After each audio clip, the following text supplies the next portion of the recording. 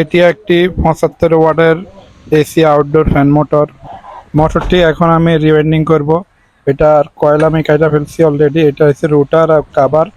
এখন কয়েল বানাই ফেলছি এখানে 6টি সেট, সাইড পিচ 280 টাইমস। খুব সুন্দরভাবে আমি 6টি সেট বসাই ফেলেছি। দেখেন পিচ সাইড, এটা হলো রানিং কয়েল। এখন আমি এটার উপরে সেপারেট ডালবো, তারপর ওইটার উপরে আমি স্টার্টিং কয়েল বসাবো। তো দেখতেছেন সেপারেট হয়ে গেছে। এখন স্টার্টিং কয়েলের আপনাদেরকে এক কয়েল বসানো দেখাইতেছি। ভিডিওটা লং হয়ে যাবে, সেজন্য আমি স্পিড করে দিচ্ছি।